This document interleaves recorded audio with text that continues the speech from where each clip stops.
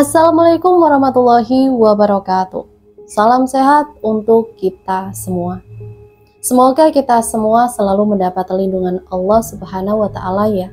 Diberikan nikmat sehat walafiat serta dimudahkan segala urusannya. Amin ya robbal alamin. Kesempatan kali ini Mimin akan membagikan satu cerita misteri.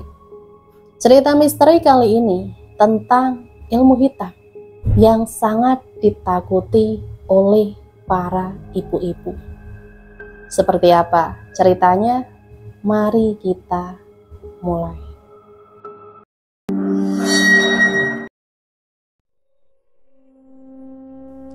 Seorang gadis bernama Ayu. Dia ditugaskan untuk menjadi seorang dokter di sebuah desa terpencil. Di sana Ayu harus mengabdikan dirinya menjadi seorang dokter. Ya memang, daerah itu masih kekurangan tenaga medis karena masyarakat masih mempercayai para dukun dan paranormal tempat mereka berobat. Di sana Ayu ditempatkan di puskesmas yang memang satu-satunya dari desa itu dan diberikan rumah dinas oleh kepala desa. Walaupun bisa dibilang kecil, namun rumah itu layak untuk dihuni. Mulailah hari pertama, dia kerja dan bersih-bersih untuk berangkat ke puskesmas. Dalam perjalanan ke puskesmas, mereka menatap Ayu dengan tatapan yang aneh. Kenapa mereka melihat saya seperti itu ya? Apakah ada yang salah dengan penampilan saya? Namun Ayu tersenyum dan menyapa para warga. Namun anehnya, warga tersebut langsung pergi begitu saja. Sampailah Ayu di puskesmas tempat dia ditugaskan. Di sana ternyata ada seorang perawat. Ayu menyapa perawat itu. Kenalkan, nama saya Ayu, dokter yang ditugaskan di sini. Perawat itu tersenyum. Oh, dokter Ayu ya. Perkenalkan, saya Santi, perawat di sini. Ayu senang, ternyata ada yang bersikap ramah padanya. Kemudian Ayu memberanikan diri untuk bertanya. Santi, tadi sewaktu saya kemari, saya ketemu dengan beberapa warga, tapi mereka seperti nggak suka gitu. Saya sapa malah langsung pergi. Memang Mbak, warga di sini memang seperti itu kalau melihat orang baru. Oh iya Mbak Ayu, karena Mbak Ayu orang baru di sini, Mbak Ayu hati-hati ya dalam bersikap, karena orang di sini mudah tersinggung Mbak, dan hati-hati juga pilih teman Mbak. Di sini tak semuanya baik. Maksud kamu apa ya Santi? Saya nggak ngerti. Santi memperhatikan sekitar. Dia bicara dengan suara pelan. Di sini tuh ya Mbak, adatnya masih kental dan masih yang mempercayai dukun dan paranormal. Itulah sebabnya warga yang Mbak jumpai tadi menatap Mbak dengan aneh, karena mereka merasa tak perlu berobat ke dokter dan lebih memilih untuk ke dukun Mbak. Dan di sini juga masih ada yang menganut ilmu hitam Mbak. Ayu yang mengerti dengan penjelasan Santi tadi hanya manggut saja. Dia berpikir di zaman seperti ini masih ada kepercayaan seperti itu dan masih ada yang menganut ilmu hitam. Hingga sore menjelang, Ayu bersiap pulang dari puskesmas tempat dia ditugaskan. Dan dari pagi sampai sore tidak ada satupun warga yang datang ke puskesmas. Santi, saya pamit pulang dulu ya, udah sore soalnya. Oh iya Mbak pulang duluan saja, saya mau beres-beres dulu. Dalam perjalanan pulang, Ayu merasa ada yang aneh dari desa itu. Padahal jam masih menunjukkan pukul 5 sore dan semuanya udah sepi. Anak-anak tidak ada lagi yang bermain di depan rumah dan semua rumah sudah tertutup rapi. Ayu melanjutkan perjalanannya untuk pulang. Tiba-tiba saja seseorang ibu-ibu menabraknya dan ibu tersebut sedang hamil. Maaf, saya buru-buru, ucapnya. Kenapa ibu sepertinya lagi panik begitu? Ibu lagi hamil, kenapa ibu berlari seperti itu? Saya harus buru-buru pulang, udah sore, saya harus sampai rumah sebelum senja tiba, ucap ibu tersebut. Boleh saya antarkan ibu pulang? Saya takut terjadi sesuatu di jalan. Baiklah nak, kalau itu tak merepotkanmu. Sampailah mereka di rumah ibu tersebut dan ibu tersebut mempersilahkan Ayu untuk singgah sebentar. Dan Ayu pun menurutinya. "Maaf nak, kamu baru ya di sini. Ibu baru melihatmu hari ini." "Iya Bu, nama saya Ayu dan saya adalah dokter yang ditugaskan di puskesmas desa ini." "Oh, jadi kamu adalah dokter yang dari kota itu ya, Nduk?" "Iya Bu, benar." "Bu, boleh saya tanya sesuatu?" "Boleh Nduk, tanyalah." "Bu, kenapa baru jam 5 sore desa ini udah seperti kampung mati?" "Ketahuilah nak, di sini tidaklah aman, banyak bahaya yang mengintai, khususnya untuk anak-anak dan ibu hamil seperti saya ini." "Maaf Bu, apa benar di sini ada palasik?" "Benar nak." "Dari mana kamu tahu?" "Dari perawat di puskesmas Bu." "Iya Nduk, begitulah keadaan desa ini. Palasik itu memangsa anak-anak, anak yang baru lahir, bahkan yang masih dalam kandungan. Makanya tadi saya buru-buru untuk pulang, takutnya ada palasik di luar. Biasanya ketika senja menjelang, palasik itu muncul dan mencari mangsa." Setelah berbincang-bincang dengan ibu itu, Ayu bersiap untuk pulang. "Bu, saya pamit ya, udah malam soalnya." "Iya Nduk, hati-hati di jalan ya." "Oh iya nak, ibu ada pesan untukmu. Jangan terlalu penasaran dengan sesuatu hal yang berkaitan dengan desa ini, karena itu akan membahayakanmu. Dan apapun yang kamu lihat dan yang kamu dengar dalam perjalanan pulangmu, jangan dihiraukan, teruslah kamu pulang. Dan satu lagi, apapun yang kamu dengar di malam hari, di luar, janganlah kamu melihatnya ya nak. Tak kalah bersikap acuh terhadap hal yang aneh akan menyelamatkanmu." Setelah mendengarkan pesan dari ibu itu, Ayu pun segera pulang. Dalam perjalanan, Ayu mendengar suara yang aneh, seperti suara desiran yang membuat bulu kuduknya merinding. Dari kejauhan, dia melihat bayangan hitam yang terbang di kegelapan. Bayangan itu menyeringai dan terus terbang entah kemana tujuannya. Ingin rasanya dia mengikuti bayangan tersebut, namun dia mengingat pesan dari ibu tadi. Jadi dia terus berjalan pulang. Sampailah Ayu di rumah, dia membersihkan diri dan bersiap untuk tidur, sebab malam sudah larut. Dalam tidurnya dia mendengar suara tangisan bayi. Kenapa tengah malam begini suara tangisan bayi begitu keras? Namun tak lama kemudian terdengar suara warga yang berkerumun. Apa sebenarnya yang terjadi? Pikirnya. Suara kentongan saling bersautan.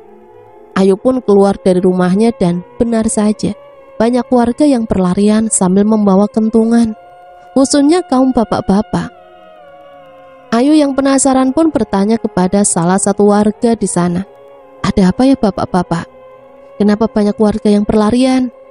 "Itu Neng, ada bayi yang diculik palasik, makanya kami para warga mengejarnya," ucap warga tersebut. "Dan kenapa ya Pak suara kentungannya saling bersautan?" "Oh itu adalah sebagai penanda bagi warga sekitar bahwa ada palasik yang berkeliaran di tengah malam, agar ibu-ibu itu menjaga bayinya baik-baik, agar palasik tak memangsa bayi mereka." Para warga melanjutkan pencarian bayi yang dibawa oleh palasik itu, dan Ayu ikut serta dalam rombongan warga tersebut. Pencarian sampai di tengah hutan, sebab dari kejadian yang telah sudah-sudah, selalu palasik itu membawa ke hutan dan memangsanya di sana. Setelah beberapa lama pencarian, akhirnya para warga menemukan bayi itu dengan kondisi yang mengenaskan. Wajahnya sudah membiru dan lehernya yang berdarah-darah bekas dari gigitan palasik itu. "Maaf bapak-bapak, boleh saya periksa bayinya?"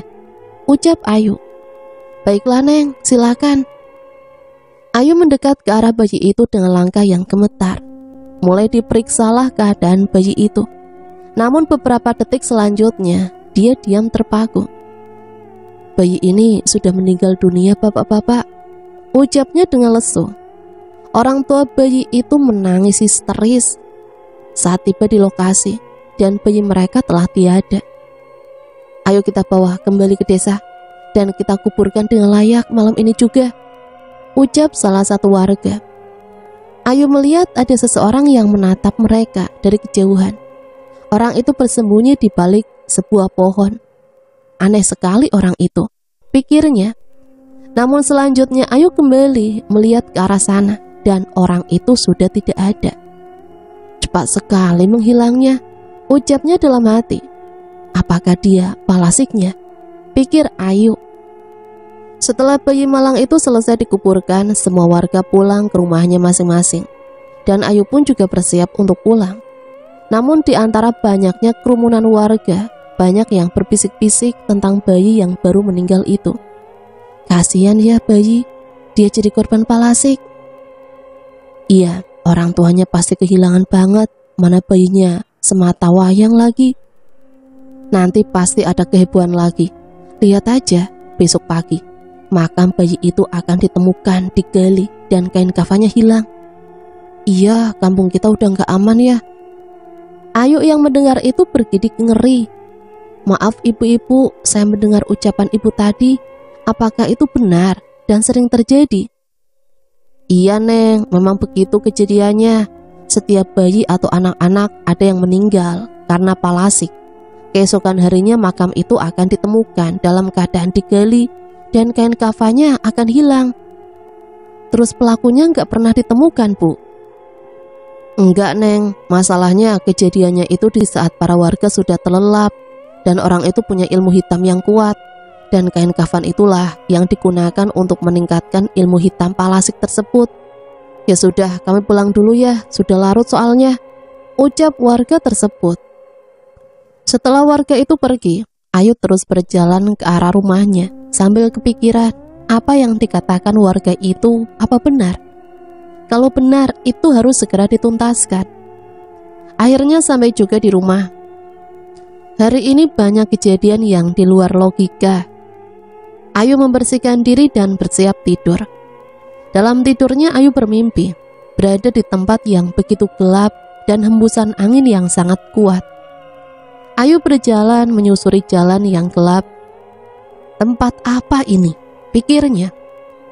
Di dalam kegelapan ada sebuah cahaya, seperti cahaya lilin. Namun cahaya itu remang-remang dan tidak terlalu terang. Dia berjalan ke arah cahaya itu dengan perasaan takut dan waspada. Sampailah Ayu di tempat itu dan di sana ada beberapa pelita kecil. Terdengar suara langkah kaki berjalan ke arahnya. Ada seseorang yang berjubah hitam menghampiri Ayu. Dia menatap Ayu dengan tatapan menyeramkan. Sosok itu membuka tudung kepalanya dan ternyata seorang nenek tua dengan rambut yang telah memutih. Ayu mundur ke belakang. Nenek siapa dan kenapa aku ada di sini? Tanyanya pada nenek itu. Kamu harus mati. Apa salah saya? Kenapa nenek mau membunuhku? Karena kamu sudah ikut campur dalam urusan kami. Kamu harus mati agar tidak mengganggu rencanaku. Nenek itu mengeluarkan sebuah bilah pisau yang hitam dan berkarat. Dia menikam Ayu tepat pada jantungnya. Nenek itu tertawa puas. Kamu harus mati. Kamu harus mati. Seketika Ayu terbangun dari tidurnya dengan nafas yang tercekat. Mimpi itu terasa begitu nyata. Dia memegang dadanya yang terasa sakit tepat pada jantungnya yang ditusuk oleh nenek dalam mimpi itu. Kenapa sakit begini? Ucapnya sambil memegang dadanya. Ayu berdoa dan mulai tidur kembali karena sakit yang dirasanya. Pagi harinya Ayu bersiap untuk berangkat pergi kerja, namun dadanya masih terasa sakit. Tapi Ayu tak menghiraukannya dan tetap berangkat kerja. Sampailah Ayu di puskesmas dan di sana perawat Santi telah sampai dan bersih-bersih. Mbak sakit ya? Tanya Santi yang melihat kedatangan Ayu. Enggak kok Santi, aku baik-baik saja. Tapi kenapa wajah Mbak pucat begitu? Entahlah Santi, aku merasa ada yang salah pada diriku. Tadi malam aku mimpi, dan mimpi itu aku berada di tempat yang begitu gelap dan di sana ada nenek tua. Dan nenek tua itu bicara kalau aku harus mati. Dan dia menusukkan pisau hitam yang berkarat ke arahku. Saat aku terbangun, dadaku terasa sakit sampai sekarang. Mbak harus hati-hati. Menurut aku itu bukan mimpi biasa Mbak. Bagaimana nanti malam kita ke tempat mbahku dan periksa keadaan Mbak? Tapi aku takut, Santi. Mbak tenang saja, mbahku itu bukan dari aliran ilmu hitam, dia dari aliran ilmu putih kok. Ya udah Santi, nanti malam kita ke sana. Malam harinya seperti yang telah dijanjikan, mereka pergi ke tempat mbahnya itu. Nah Mbak, ini tempat mbahku. Mbah. Tak berselang lama keluar seorang wanita yang berusia sekitar 50 tahunan. Oh kamu toh Santi, Mbah kira siapa yang manggil malam begini? Iya Mbah, Santi kesini sama teman Santi dan sepertinya dia butuh pertolongan Mbah. Salam Mbah, saya Ayu, teman kerja Santi di puskesmas desa. Sini Nduk, masuk, ucap si Mbah. Maaf Nduk, boleh Mbah lihat telapak tangannya? Boleh Mbah, dan Ayu mengulurkan tangannya. Si Mbah memegang tangannya beberapa saat dan melepaskannya. Bagaimana Mbah keadaan teman Santi? Mbah, kenapa diam saja? Si Mbah menarik nafas berat dan menghembuskannya, lalu berkata, kamu Nduk dalam bahaya.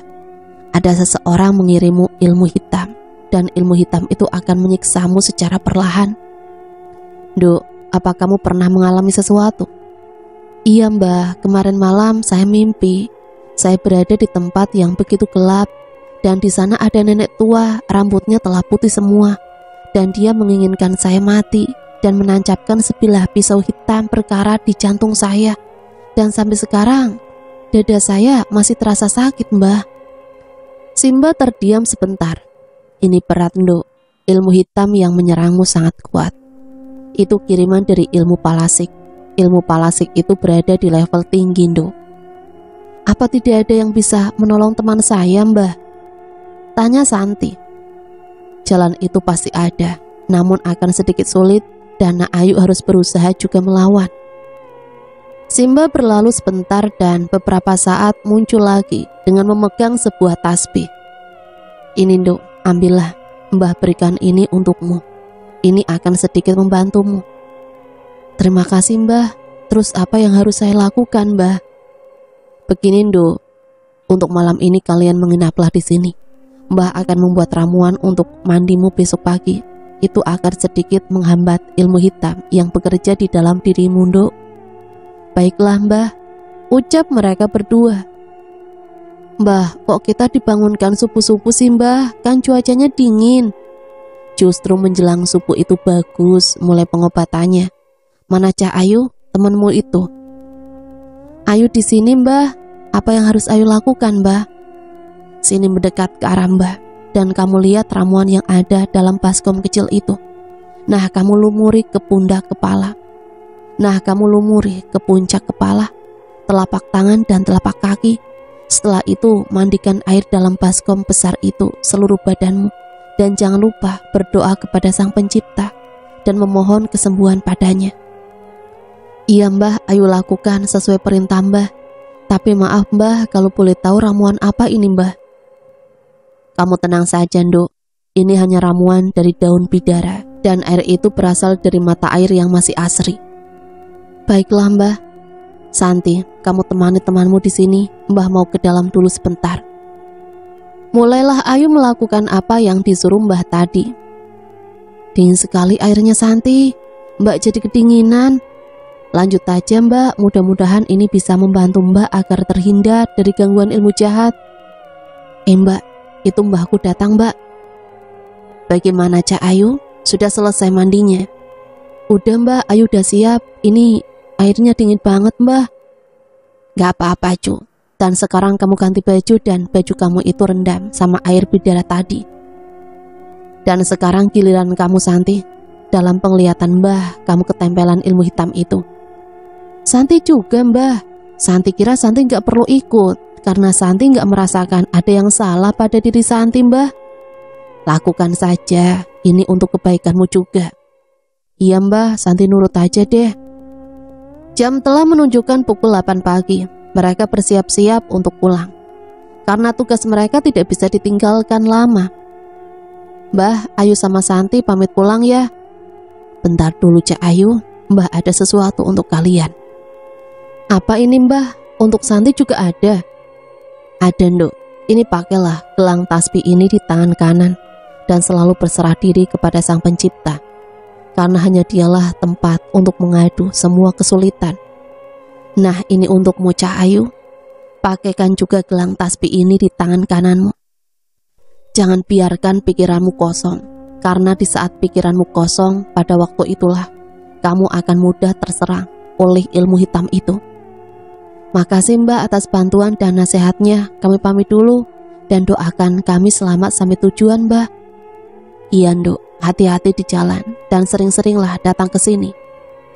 Setelah menempuh perjalanan yang cukup jauh, sampailah mereka di desa. Suasana di desa saat itu sangat ramai. Mereka turun dari mobil dan mendekati para warga. Salam ibu-ibu dan bapak-bapak. Kenapa ramai begini ya Bu? Apa ada sesuatu yang terjadi? Bu dokter, itu Bu ada salah satu warga yang mau lahiran.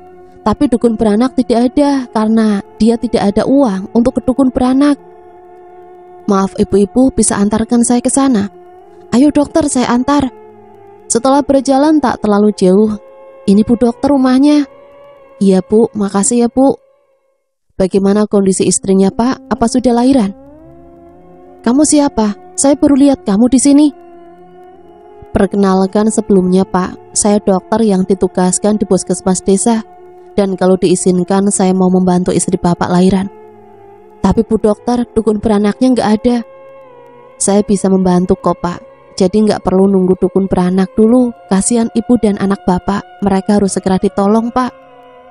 Kalau begitu mari Bu dokter, istri saya ada di kamar. Ibu, boleh saya periksa Bu? Saya dokter Bu yang ditugaskan di desa ini. Boleh Bu dokter. Ayu mulai memeriksa ibu itu. Singkat cerita, alhamdulillah bayinya udah lahir. Sehat dan tidak ada kekurangan satu apapun Bu, berjenis perempuan. Anak saya udah lahir dokter. Iya Bapak, anak Bapak perempuan. Selamat ya Pak. Setelah semuanya selesai, Ayu pamit pulang. Bapak Ibu, saya pamit dulu ya.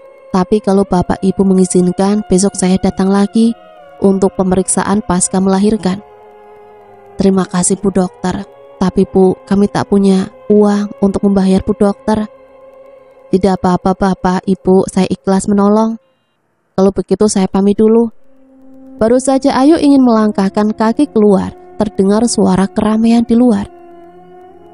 Berani-beraninya kamu mengacau di desa ini dan ikut campur urusan desa ini, ucap seorang wanita yang terlihat begitu marah. Maaf Ibu, salah saya apa? Saya merasa tidak melakukan kesalahan apapun dan saya tidak mengacau seperti yang Ibu tuduhkan. Kamu telah lancang membantu dia melahirkan karena itu adalah tugas dukun beranak yang telah dilakukan secara turun-temurun di desa ini. Dan saya sebagai dukun beranak terhina karena kamu telah mengambil alih tugas saya sebagai dukun beranak. Ibu, saya hanya membantu karena memang keadaannya darurat. Karena takutnya kalau terlambat dapat pertolongan, ibu dan bayi bisa meninggal. Alah, tahu apa kamu bocah ingusan? Saya lebih pengalaman dari kamu. Kamu itu hanya dokter baru dan berani mengajari saya. Saya nggak terima. Kamu dokter baru kemarin sore saja, sudah belagu, sok yang paling benar. Bukan begitu Bu, memang benar kan, ibu yang mau melahirkan harus segera ditolong. Nanti kalau kelamaan bayinya meninggal, bahkan ibunya juga bisa meninggal karena pendarahan. Memangnya ibu dan para warga yang ada di sini mau tanggung jawab jika terjadi apa-apa dengan ibu dan bayinya? Bukan maksud melawan adat desa ini, tapi saya hanya melakukan tugas saya sebagai dokter. Para warga yang tadi heboh, ada sebagian yang terdiam. Dan ada juga yang masih teguh pendiriannya. Alah, itu hanya akal-akalanmu saja. Bilang saja kamu mau merusak adat kami, ucap salah satu warga. Benar kamu, hanya sok tahu. Dukun beranaklah yang tahu semuanya. Merasa ada pembelaan, seorang dukun beranak tadi tersenyum penuh kemenangan. Kita bawa saja dokter ini ke alun-alun desa, biar nanti kita hukum di sana. Ayo, arak dia segera. Para warga berteriak secara bersamaan dan pemilik rumah pun keluar karena ada keributan di depan rumahnya. Ada apa ini? Kenapa begitu ramai dan menghakimi Bu Dokter seperti ini? Dia telah menyalahi adat kita. Maaf para warga, saya tegaskan, di sini Bu Dokter hanya membantu istri saya melahirkan. Dan memang keadaan istri saya sudah sangat membutuhkan pertolongan.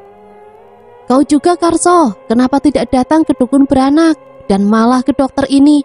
Ucap salah satu warga. Begini ya bapak-bapak, sebelumnya saya dan istri saya sudah pergi ke dukun beranak.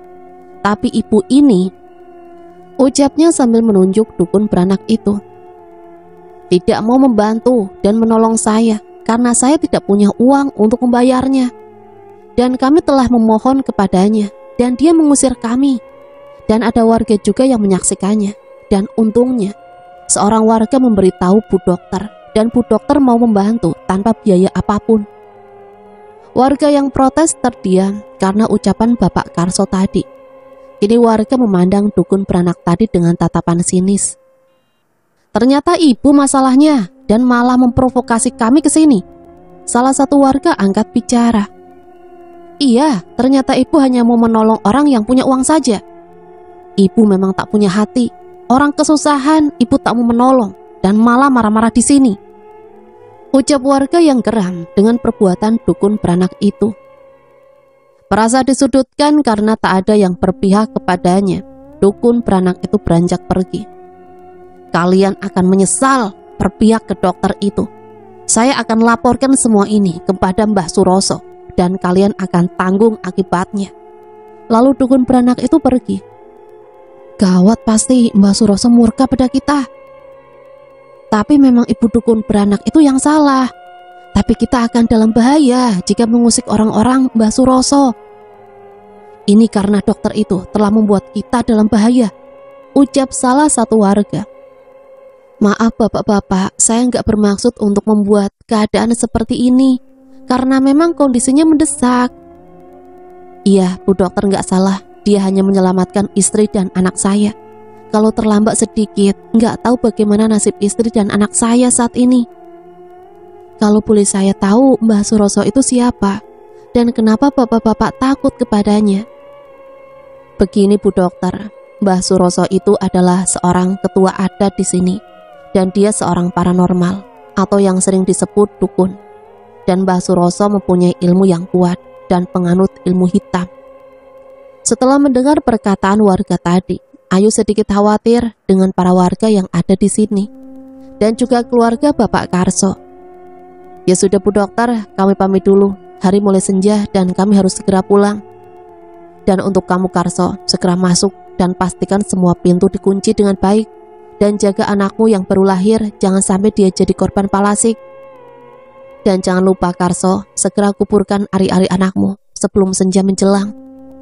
Dan di saat malam hari, jangan kau tinggalkan istri dan anakmu. Apapun yang kau dengar dan siapapun yang memanggil, jangan kau bukakan pintu. Takutnya ada palasik yang mengincar anakmu. Iya bapak-bapak, saya mengerti. Terima kasih sudah mengingatkan. Bu Dokter, saya masuk dulu dan terima kasih bantuannya. Iya Pak, sama-sama. Mari Bu Dokter, kami pamit dulu. Oh iya Pak, saya juga mau pulang. Akhirnya sampai juga di rumah. Setelah menempuh perjalanan yang cukup jauh dan membantu ibu yang mau lahiran, dan hampir saja diamuk para warga. Jadi waktunya istirahat dan bersiap untuk bertugas besok pagi. Santi bagaimana ya? Dia kan tadi aku tinggalkan begitu saja. Semoga dia baik-baik saja. Pagi hari seperti biasa, Ayu berangkat bekerja. Dalam perjalanan dia bertemu Santi. Mbak, kemarin main pergi-pergi aja, Santi ditinggal begitu aja, ucapnya sambil cemberut. Maaf ya Santi, kemarin setelah dengar dari warga ada yang mau lahiran, saya langsung pergi, lupa deh sama kamu. Mbaknya gitu, kalau saya ikutkan saya juga bisa membantu. Iya maaf, senyum dong, nanti cantiknya hilang deh. Sampailah mereka di puskesmas dan mereka mempersiapkan semua yang diperlukan. Di tengah mereka sibuk dengan kegiatan mereka, banyak warga yang datang ke puskesmas. Bu dokter, Bu, ucapnya tergesa-gesa. Ada apa ibu-ibu dan bapak-bapak? Kenapa semuanya kesakitan begini?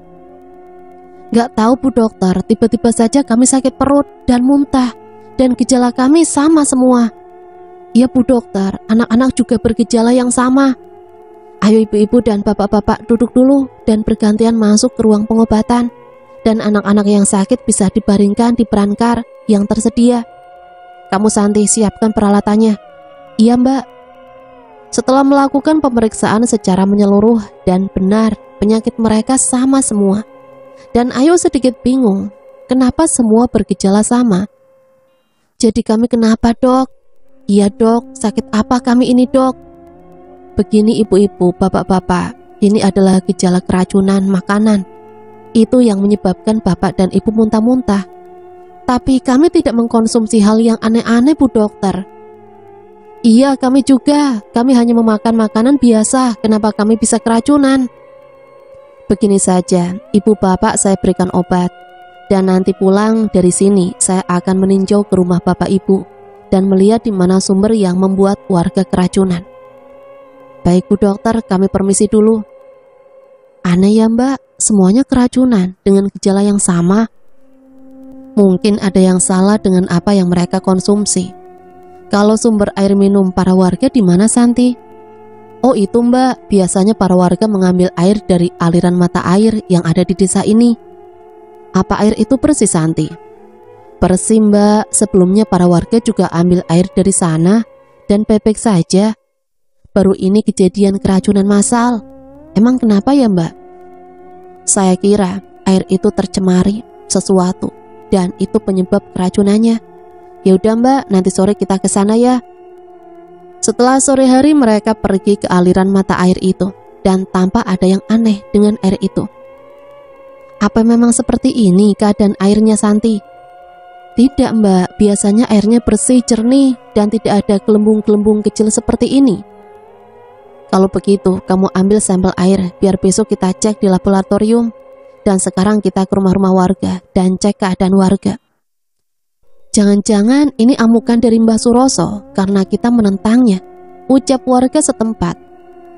Iya benar, Mbah Suroso murka kepada kita karena kita percaya pada dokter itu. Begitulah ucapan sebagian warga. Maaf bapak-bapak dan ibu-ibu, saya kesini sama Bu Dokter, ingin menyampaikan sesuatu kepada seluruh warga. Apa itu Santi? Biar Bu Dokter saja yang menjelaskan, silakan Bu Dokter. Bapak-bapak, ibu-ibu, saya ingin menyampaikan bahwa saya dan Santi baru saja dari aliran mata air yang biasa dikonsumsi oleh warga sekitar. Dan kami menemukan ada yang aneh dari air itu. Aneh bagaimana Bu Dokter? Setelah kami lihat di air itu ada gelembung-gelembung kecil dan Santi bilang biasanya nggak seperti itu. Dan kami mengambil sampel air itu dan akan kami periksa di laboratorium. Dan besok pagi bagi warga yang ingin tahu hasilnya bisa datang ke puskesmas. Baiklah Bu Dokter. Pagi hari banyak warga yang pergi ke puskesmas karena ingin tahu apa hasil tes mata air yang telah dicek di laboratorium oleh Dokter Ayu. Begini para warga sekalian, setelah melihat hasil ini, saya menyimpulkan bahwa aliran mata air itu tercemari bahan zat kimia. Dan itulah penyebab banyak warga yang keracunan. Untuk itu saya sarankan jangan memakai air itu untuk keperluan sehari, seperti untuk memasak atau minum juga.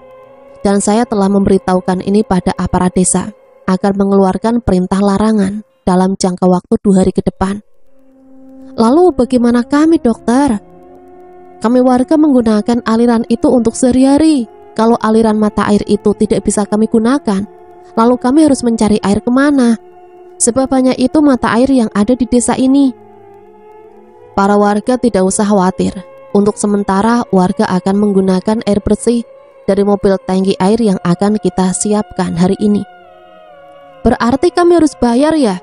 Sedangkan kami banyak yang tidak mampu. Untuk makan aja masih kurang, ditambah lagi harus membayar air. Betul Bu Dokter, kami merasa terbebani. Para warga mulai gelisah. Dan banyak yang mengeluh karena merasa berat dengan keputusan itu. Begini Bapak, Ibu, kita tunggu kepala desa dulu. Dia akan menjelaskan semuanya. karena masalah ini bukan wewenang saya selaku dokter di sini. Kepala desa yang mereka tunggu akhirnya datang. Para warga sekalian, saya yakin Dokter Ayu telah menjelaskan pada warga semua tentang permasalahan yang terjadi di desa ini. Saya hanya ingin menambahkan bahwa akan ada tangki mobil air bersih yang akan datang tiap harinya. Para warga bisa mengambil air bersih tersebut dan warga tak perlu khawatir akan biaya air itu, karena ditanggung pemerintah setempat. Dan jika ada yang meminta bayaran ke warga, segera laporkan kepada saya. Dan untuk menindaklanjuti kasus ini telah diserahkan ke pihak kepolisian, selebihnya Dokter Ayu yang akan menjelaskannya. Saya telah menyampaikan ini semua ke pemerintahan pusat, dan akan ada pihak kesehatan dari pusat ke sini untuk menetralisir mata air itu, agar bisa dipergunakan seperti biasanya. Para warga senang karena menemukan solusi yang baik dan berterima kasih pada dokter yang telah memperjuangkan nasib warga.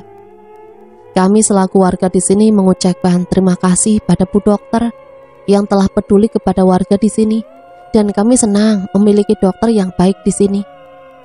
Tanpa mereka sadari, ada beberapa orang yang memperhatikan mereka dari kejauhan dan mendengarkan semua pembicaraan yang mereka lakukan. Kita harus menyampaikan ini pada Mbah Suroso. Benar, ayo cepat sebelum kita ketahuan oleh warga. Beberapa orang itu berlalu pergi dan menuju rumah Mbah Suroso. Mbah Suroso, kenapa kalian teriak-teriak, hah? Seperti sedang dikejar setan saja.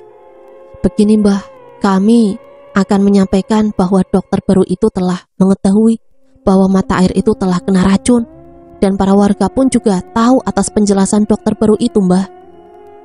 Berdebah dokter itu, tak kapok-kapok rupanya. Setelah waktu itu saya mengirim teluh padanya. Bukan itu saja, Mbah. Pihak kepolisian akan menyelidiki kasus ini. Bagaimana kalau kita ketahuan, Mbah? Mbah Suroso murka dan menyerang salah satu dari mereka dengan ilmu hitamnya. Seketika angin berhembus dan menghantam satu dari mereka hingga jatuh tersungkur ke tanah. Anak buahnya itu berteriak kesakitan. Lancang, berani-beraninya kamu bicara itu pada saya. Kamu lupa saya siapa, hah? Saya tak takut pada siapapun, dan mereka tak akan bisa menemukan bukti saya yang melakukannya. Kalianlah yang akan ditangkap polisi, karena jejak kalian yang akan mereka temukan, bukan saya. Dan satu lagi, jika kalian mengatakan bahwa saya yang menyuruh kalian, sebelum kalian mengatakannya, kalian akan mati. Dan bukan hanya kalian, tapi keluarga kalian pun bernasib sama. Dan jangan lupa bahwa aku Suroso yang sakti. Dan kamu dokter sialan, tunggu pembalasan dari Mbah Suroso. Akhirnya ya Mbak, masalah warga sudah teratasi dengan baik. Tinggal menunggu dari pihak kepolisian, semoga pelakunya segera tertangkap dan mendapat hukuman yang setimpal. Iya Santi, saya lega rasanya, walaupun belum sepenuhnya tuntas. Mbak, Santi kepikiran sesuatu deh. Kepikiran apa? Jangan mulai lagi kepikiran yang enggak-enggak ya. Ih Mbak ya gitu. Begini Mbak, bagaimana yang melakukan ini menggunakan ilmu hitam? Tentu polisi tak akan bisa melacak Mbak, kecuali ada anak buahnya yang melakukan, mungkin bisa tertangkap. Mendengar perkataan Santi tadi membuat Ayu berpikir, menerawang dan mengingat kejadian yang dialaminya baru ini. Dia melirik gelang tasbih yang di tangannya. Mbaknya melamun. Santi panggil-panggil gak jawab. Enggak kok Santi. Di malam hari Ayu merasa tidak tenang dan merasakan ada sesuatu yang akan terjadi. Entah apa itu, dia juga nggak tahu pasti. Kok hawanya begitu panas ya, padahal cuacanya mendung. Yaudah aku buka jendela aja lah, panas rasanya. Tiba-tiba Ayu melihat seperti sepercik api di langit dalam jumlah banyak dan hampir ke seluruh desa. Apa itu? Kenapa begitu banyak? Semoga ini bukan kiriman dari ilmu hitam yang ingin menyakiti warga desa. Ayu menutup rapat-rapat jendela kamar karena percikan api itu mendekat ke arah rumahnya. Dia langsung berlari ke tempat tidur dan teringat tasbih pemberian mbahnya Santi waktu itu. Segera mengambil tasbih itu dan mulai berdoa dan memohon perlindungan Sang Pencipta. Dia berdoa dengan khusyuk dan percikan api itu berbalik menjauh dari rumahnya. Di lain tempat ada Mbah Suroso yang kaget dan menahan sakit pada tubuhnya. Bedebah, siapa yang berani membalikkan seranganku? Tak biasanya ini terjadi. Ternyata diam-diam di kampung ini ada yang punya ilmu sakti juga. Awas saja kalau aku tahu siapa orangnya, akan kumusnahkan. Pagi hari banyak warga berkumpul di rumahnya, tentu membuat Ayu bingung. Tolong kami Bu Dokter. Ada apa para warga? Kenapa semua panik begitu? Itu Bu Dokter, hampir semua warga sakit dan semua sakitnya sama. Ayo Bu Dokter. Ayo Bu Dokter ke rumah saya, anak dan istri saya butuh pertolongan. Tempat saya dulu dokter. Tidak Bu Dokter, tempat saya dulu. Para warga berebutan ingin membawa Ayu ke rumahnya masing-masing. Begini saja bapak-bapak, kita ke puskesmas saja biar bisa diobati secara bersamaan. Ayo kita pakai mobil saya saja untuk menjemput para warga yang sakit dan membawanya ke puskesmas. Setelah menjemput warga yang sakit dan membawa mereka ke puskesmas secara bergantian, dan puskesmas hampir penuh. Di luar logika Mbak, kenapa semua warga sakit dan semuanya sama? Jangan berpikir yang enggak-enggak Santi. Ini pasti kiriman ilmu hitam. Lihat saja badan warga yang sakit melepuh seperti habis tersiram air panas. Dan dalam semalam semua warga sakit yang sama. Iya benar, ini teluh. Iya, warga kena teluh. Warga mulai memberikan pendapat mereka.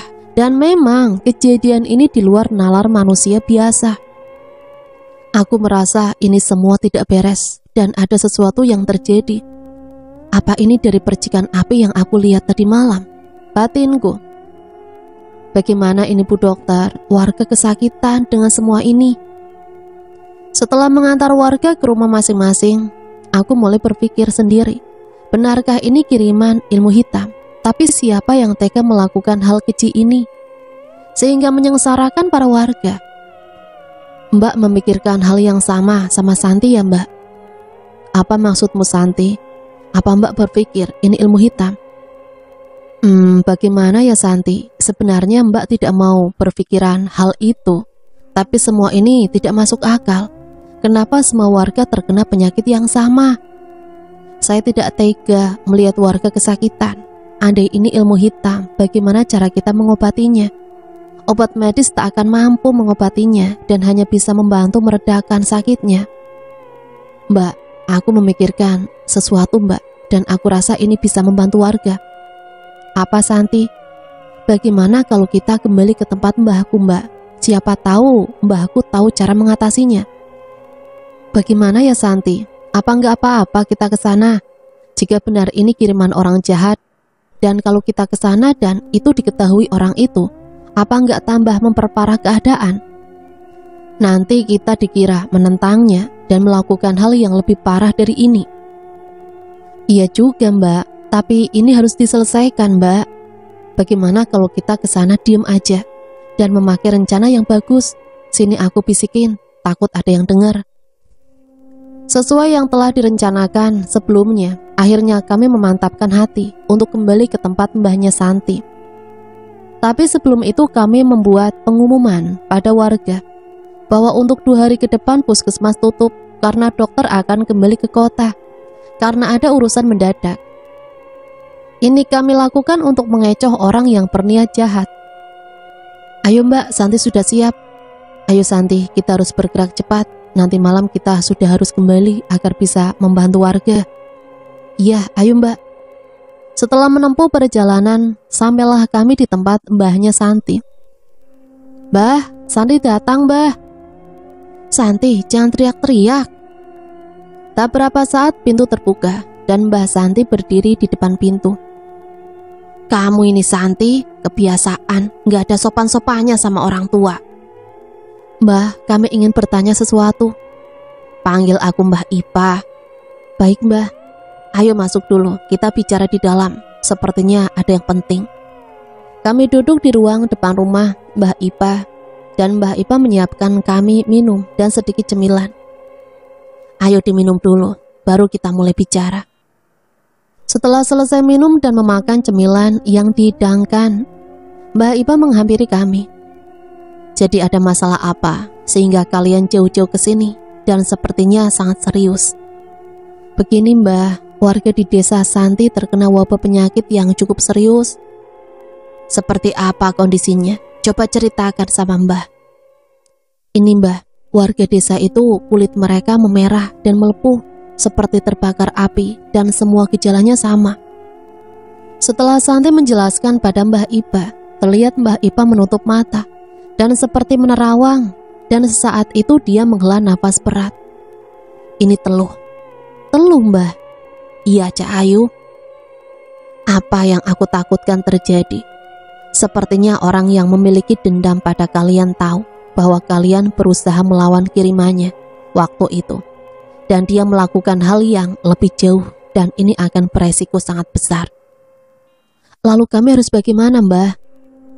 Mbah Ipa hanya diam dan itu membuatku tidak tenang. Mbah Ipa berdiam diri sejenak dan menatap kami. Bisa kulihat ada raut kegelisahan di wajahnya. Kalian semua dalam bahaya. Tak hanya orang dewasa yang terancam, tapi anak juga, ibu hamil dan bayi. Mbah lihat para palasik hitam semakin banyak dan mereka saling berlomba untuk mencari mangsa. Ilmu mereka juga semakin kuat. Lalu bagaimana Mbah? Tak mungkin kita biarkan begitu saja Mbah. Kamu benar Cak Ayu, tapi ini tidaklah mudah. Kita tidak bisa tahu siapa yang palasik karena di siang hari semuanya tampak sama. Dan di malam harilah palasik itu mencari mangsa. Dan para palasik juga memiliki guru tempat mereka belajar ilmu itu. Apa Mbah Ipa tidak bisa berbuat sesuatu Mbah? Mungkin ada yang bisa dilakukan untuk menjaga ibu hamil, bayi dan anak-anak dari palasik. Jangan keluar rumah lewat jam 6 sore. Dan kaum bapak-bapak buatlah api unggun depan rumah menjelang malam. Karena palasik tidak suka sama cahaya yang terang. Mbah juga akan membeli penangkal berupa gelang dari benang 7 warna, lilitkan di tangan anak-anak yang berusia 10 tahun ke bawah, pada ibu hamil dan juga bayi. Lalu untuk yang meneror warga dengan teluh bagaimana Mbah? Kita hanya bisa mengobatinya sampai sang pengirim teluh bisa dikalahkan atau dia mati. Tapi yang menjadi masalahnya, ilmu itu tingkat tinggi dan kita tidak tahu siapa orangnya. Maaf Mbah, Santi pernah dengar ada seseorang yang ditakuti warga. Kata warga dia memiliki ilmu hitam yang kuat dan warga takut kalau berurusan dengan orang itu. Siapa itu Santi? Ayu juga pernah dengar warga menyebutnya paranormal sakti yang bernama Mbah Suroso. Kalau memang itu orangnya, harus dicari kelemahannya. Karena sekuat apapun ilmu hitam, ada kelemahannya. Dan ada pantangan yang tak boleh dilanggar. Ambil air ramuan ini, oleskan pada warga yang terkena teluh. Dan Mbah punya tasbih seperti yang ada di tangan kalian. Suruh warga memakainya diam-diam dan jangan sampai ketahuan sama kelompok hitam. Usahakan pakai pakaian berlengan panjang kalau hendak keluar rumah. Baiklah Mbah, terima kasih telah mau menolong. Tak apa Cak Ayu, Mbah sudah tua dan telah siap kembali ke Sang Pencipta. Kenapa Mbah bicara seperti itu? Santi gak suka dengarnya. Begini Santi, Mbah kasih tahu sama kamu. Tidak tutup kemungkinan orang itu tahu bahwa ada yang mencoba melawannya. Dan dia mengirimkan serangan kepada orang yang melawan ilmunya. Bisa jadi dia mengirimkan ke sini dan Mbah akan berusaha menangkalnya. Kalau Mbah kalah, itu akan mencelakai Mbah. Dan bisa saja Mbah mati. Maafkan Ayu Mbah, Ayu sudah melibatkan Mbah Ipa dalam masalah ini. Tak apa Cak Ayu, Mbah ikhlas menolong. Segera kembali, warga membutuhkan kalian. Jangan sampai terjadi hal yang buruk selepas kalian pergi. Segera kembali dan lakukan apa yang Mbah suruh. Iya Mbah, kami pamit dulu. Mak Ipa bilang bahwa kita harus lebih waspada karena bahaya semakin mendekat. Teror ilmu hitam dan palasik semakin banyak. Mak Ipa memberi pesan untuk para warga di sini agar jangan lengah dan terus menjaga keluarga dengan lebih ketat. Misalnya bagi ibu hamil dan yang mempunyai anak, jangan keluar saat maghrib menjelang, dan membuat semua sudut rumah terang, dan buatlah api unggun depan rumah pada malam hari, dan jangan meninggalkan anak-anak dan bayi sendirian bila malam menjelang. Lalu Santi, apa Mak Ipa tak memberikan pegangan untuk itu semua? Ada Bu, Mbah memberikan sesuatu untuk berjaga diri. Kalau boleh saya tahu apa itu? Maaf Bu, lebih baik kita bicara ini ke puskesmas besok pagi, agar menghilangkan kecurigaan bagi orang yang berniat jahat. Datanglah besok ke puskesmas seperti biasa, tapi jangan mengundang perhatian Bu. Santi rasa apa yang dikatakan Bu Dokter ada benarnya. Baiklah Bu Dokter, besok saya akan ajak warga ke puskesmas dengan alasan mau berobat. Baiklah Bu, kami pamit dulu. Malam ini adalah malam yang begitu mencekam, entah apa lagi yang akan terjadi. Aku merasa ada seseorang yang mengintai dari kejauhan. Aku teringat dengan pemberian Mbah Ipa tadi siang. Semoga ini bisa membantu menghadapi bahaya ini. Malam sudah larut, sudah waktunya untuk beristirahat dan tidur agar besok pagi bisa bertugas seperti biasanya. Aku merasakan ada sesuatu yang masuk ke dalam tubuh ini. Rasanya sangat panas dan begitu sakit.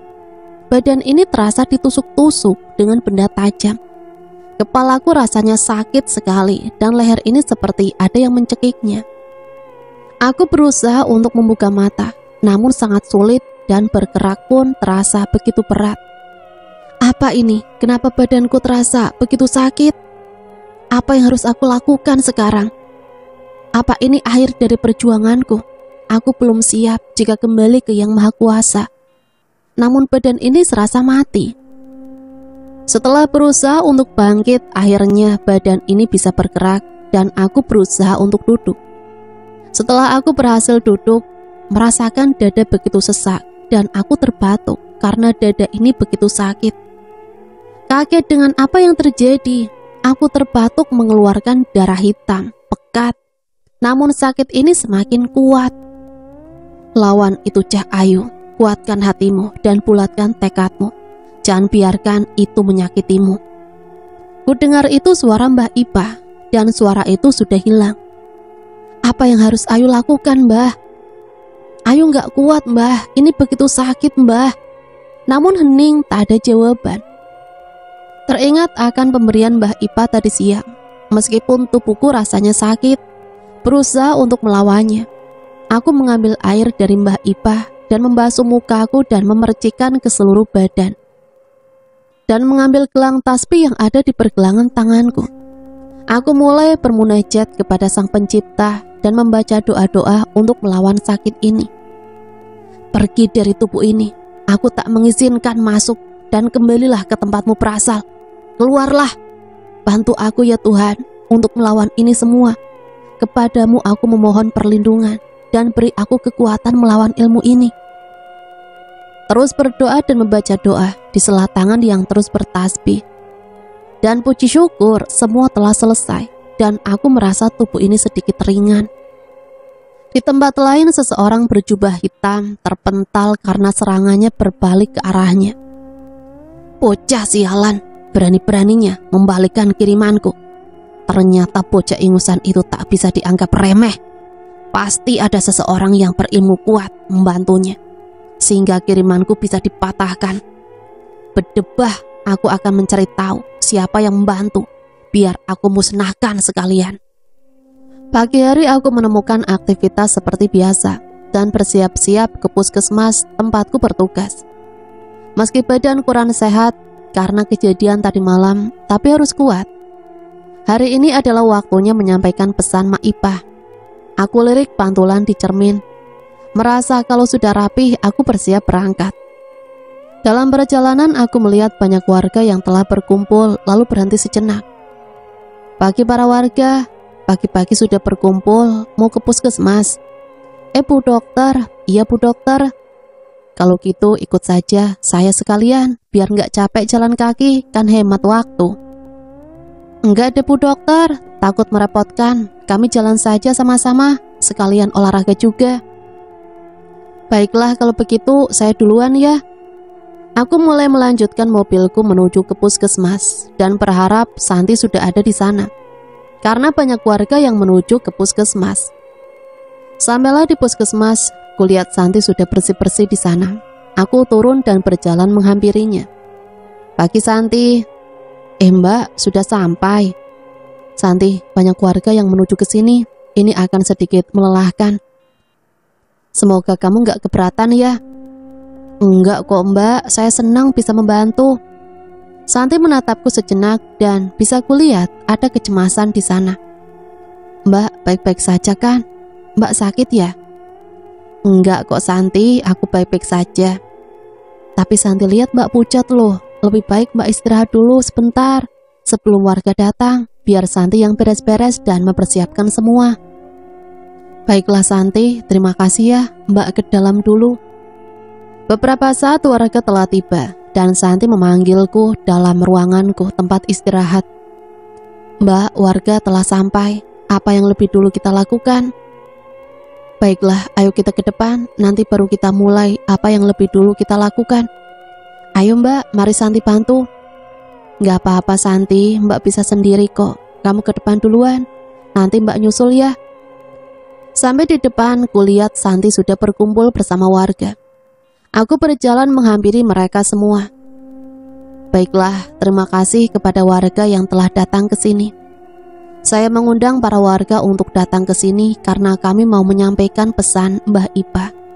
Dan maaf telah merepotkan untuk sampai di sini. Sebenarnya bisa saja kami sampaikan di alun-alun desa, biar dekat dan tidak perlu jauh-jauh ke sini. Tapi saya rasa tidaklah aman karena Mak Ipah menyuruh melakukannya secara diam. Dan disinilah tempat yang cocok. Dan mengingat ruangan telah dipasang alat kedap suara, sehingga tidak akan terdengar sampai keluar. Dan untuk menyampaikan, biarlah Santi yang akan menjelaskannya. Santi rasa warga telah mengenal Mbah Ipa bukan? Mbah Ipa adalah mbahku, dan Mbah telah mengetahui apa yang terjadi pada warga di sini.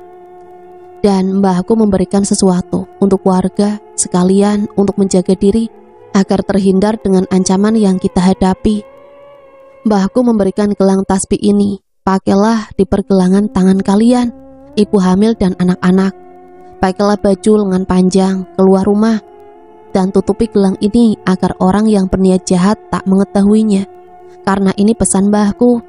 Dan dekatlah diri kalian pada Sang Pencipta. Dan jangan biarkan pikiran kalian kosong. Jadi buatlah aktivitas agar tidak banyak berdiam diri. Dan untuk yang sakit, mbahku memberikan air ini. Percikan air ini ke seluruh badan yang merah-merah, melepuh, seperti yang terjadi saat ini. Dan berdoalah memohon kesembuhan kepada Sang Ilahi. Baiklah Santi, kami semua berterima kasih pada kamu, Bu Dokter dan Mak Ipah yang telah mau membantu kami. Mak Ipah memang kami kenali dengan sifat yang baik dan suka menolong sesama. Kalau begitu kami pamit dulu. Tunggu dulu para warga. Untuk membawa itu semua, bawa menggunakan tas kecil ini. Tas ini adalah tas tempat obat, untuk berjaga-jaga agar tidak diketahui pihak jahat. Baiklah Bu Dokter. Semua telah diselesaikan hari ini.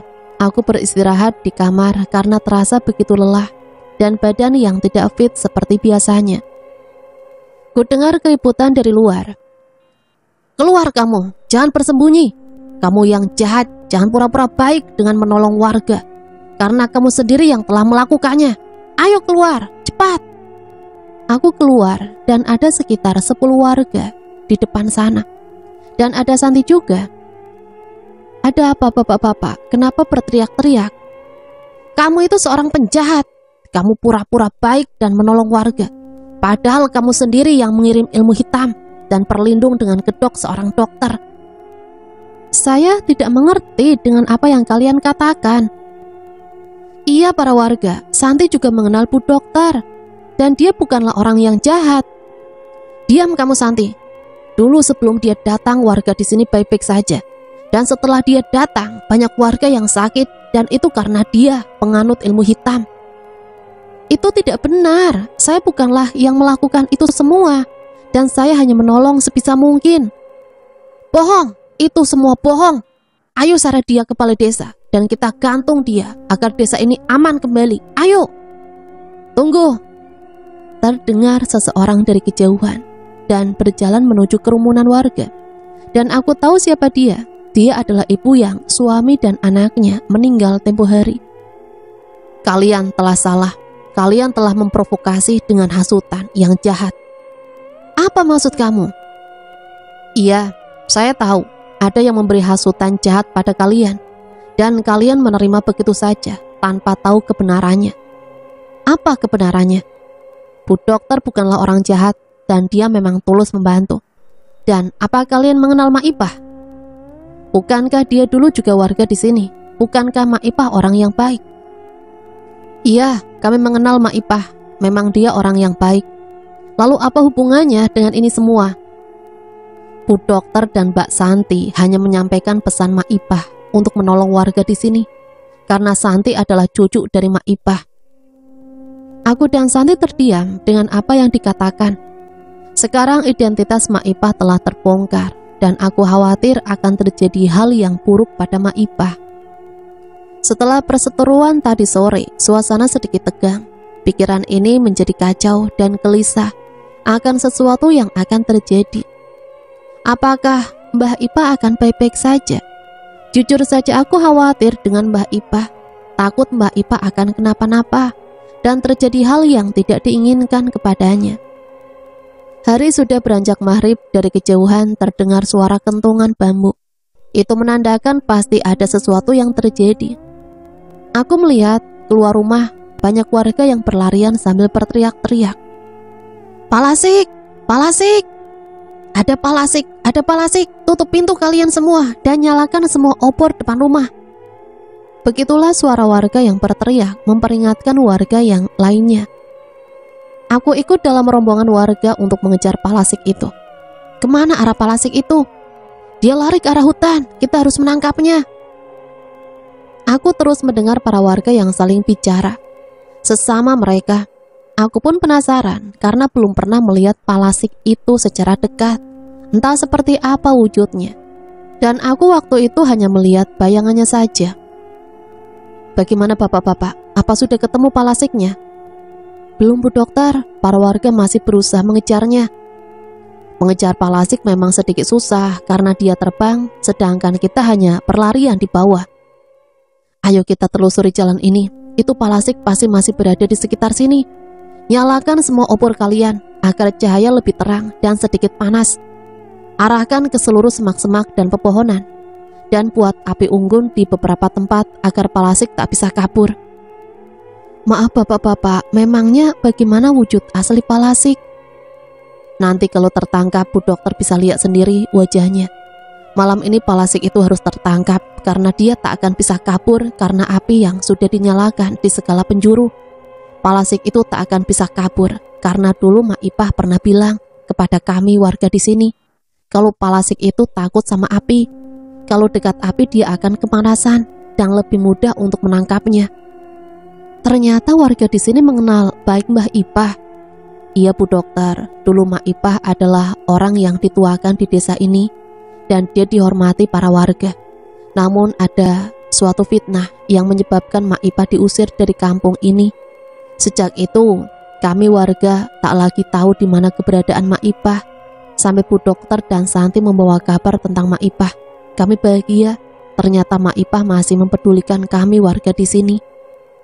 Di saat asik mengobrol, kami mendengar beberapa warga berteriak, tak jauh dari kami. Suara itu berasal dari semak-semak tak jauh dari tempat kami berada saat ini. Palasiknya ada di sini. Ayo cepat kemari dan bawa perangkapnya. Kami pun bergegas mendekat ke arah sumber suara itu. Betapa kagetnya aku melihat sesuatu melayang di atas sana. Seperti sebuah kepala dengan mata yang merah menyala dan seperti organ dalam tubuhnya menempel sama kepalanya. Dan para warga telah mengelilinginya dengan obor yang menyala begitu terang. Hawanya sedikit panas dan ditambah lagi api unggun yang menyala di tempat ini. Apa ini yang dinamakan palasik itu, Bapak? Saya kira Palasik itu adalah hantu, tapi ternyata... Iya Bu Dokter, itu yang dinamakan Palasik. Dia bukanlah hantu, melainkan manusia yang menganut ilmu Palasik. Banyak tujuan dari pra-Palasik, ada untuk menambah kekuatan dan untuk mempercantik diri dan tetap awet muda. Ayo lempar jaringnya dan tangkap Palasik itu. Dia sudah melemah. Ayo sekarang. Aku lihat para warga mengayunkan jaring itu ke arah Palasik itu. Dan warga berhasil menangkapnya dan memasukkannya ke dalam kurungan dan segera digembok. Akhirnya satu Palasiknya berhasil ditangkap. Tapi ini belum selesai. Pasti masih ada Palasik-Palasik lainnya. Ayo bawa ke desa. Dan para warga berjaga malam ini. Jangan sampai dia lolos dan ada yang membebaskannya. Besok siang Palasik ini kita musnahkan. Aku yang mendengar ucapan warga sedikit bingung. Kenapa harus menunggu siang bapak-bapak untuk memusnahkannya? Apakah malam ini tidak bisa? Kita bisa membakarnya dalam api unggun. Bukankah Palasik takut sama api? Tidak bisa Bu Dokter. Palasik memang takut sama api. Namun itu tak membuatnya musnah. Karena dia hanya akan musnah karena tersengat teriknya matahari. Itu bahkan membuatnya terbakar dan menjadi abu. Mendengar penjelasan dari warga, aku mengangguk-angguk sendiri. Karena jujur aku kurang mengerti soal Palasik. Karena baru di desa ini aku mendengar dan tahu bahwa ada yang namanya Palasik. Hari mulai malam dan para warga bersiap untuk jaga malam. Jam menunjukkan pukul 9 malam dan aku tetap bersama warga. Bu Dokter pulang saja, udah malam. Lagian ini tugas laki-laki untuk berjaga. Baiklah bapak-bapak, saya pamit duluan. Jadi bagaimana dengan Palasik ini? Kapan kita dilaksanakan pemusnahannya? Besok pagi Bu Dokter, menjelang tengah hari. Oh, baiklah, saya pamit dulu. Sampai di rumah, aku tidak bisa tidur. Pikiranku tertuju sama Palasik itu. Siapa kira-kira Palasik itu? Dan bisakah ditemui identitas? Lantas bagaimana dengan tubuhnya? Apa akan dimakamkan atau dibakar? Besok ia akan bicarakan dengan warga. Walau bagaimanapun itu tetap manusia dan harus dikebumikan dengan layak. Batinku. Hari ini hari Minggu, puskesmas pun tutup. Aku bosan di rumah, jadi aku memutuskan untuk berkunjung ke rumah warga yang sakit dan melihat kondisinya. Aku harus mengabari Santi. Setelah mengabarinya, aku bersiap-siap dan sarapan. Setelah semua selesai, mulai berangkat ke rumah-rumah warga. Aku bertemu Santi di depan. Ternyata dia sudah rapi dan menghampiriku. Kita kemana dulu, Mbak? Kita ke tempat warga yang terdekat dulu aja. Mari, ayo Santi. Sampailah kami di rumah warga yang dituju. Kami mengucapkan salam pada pemilik rumah. Tak berselang lama pemilik rumah keluar dan mempersilahkan kami masuk. Mari masuk, Santi dan Bu Dokter. Maaf keadaan rumah saya seperti ini. Tidak apa-apa, Bapak. Kami mengutamakan tujuan kami ke sini. Oh ya, di mana tempat istri dan anaknya? Ini kamar anak dan istri saya. Mari masuk, Dokter. Mereka lagi istirahat. Kami masuk dan mendekat ke arah istri dan anaknya. Mereka melihat kami dan tersenyum. Pagi, Bu. Bagaimana kondisinya? Sudah mulai membaik, Bu Dokter. Kami tidak lagi merasakan begitu sakit karena rutin kami oleskan air dari pemberian Bu Dokter waktu itu dan selalu berdoa kepada Yang Maha Kuasa. Hanya tinggal bekas kemerahannya saja. Syukurlah kalau begitu. Kami senang kalau ibu dan anak ibu sudah baikan. Ini saya bawakan vitamin biar tubuh ibu kembali fit dan segar kembali. Tapi saya nggak punya uang, Dokter, untuk membayar vitamin itu. Aku tersenyum mendengar ucapan ibu itu dan menyerahkan vitamin itu padanya. Tak perlu difikirkan, Bu. Ini vitamin tak perlu ibu bayar. Ini gratis kok, Bu. Terima kasih, Bu Dokter. Setelah berkeliling melihat keadaan warga dan semua keadaan warga mulai membaik dan tidak lagi mengkhawatirkan. Hanya menunggu pemulihan saja. Tak terasa hari beranjak siang dan aku teringat Palasik yang tertangkap tadi malam. Dan aku berencana ke sana. Santi, kita jangan pulang dulu. Kita ke alun-alun desa ya. Mau apa Mbak ke sana? Apa kamu nggak tahu, Santi? tadi malam ada palasik yang tertangkap para warga dan sekarang ada di alun-alun desa. Kok Santi nggak tahu ya Mbak? Kamu ketinggalan Santi, ayo ke sana. Kami sampai di alun-alun desa dan telah banyak warga yang berkumpul di sana. Sepertinya mereka juga ingin melihat palasik itu.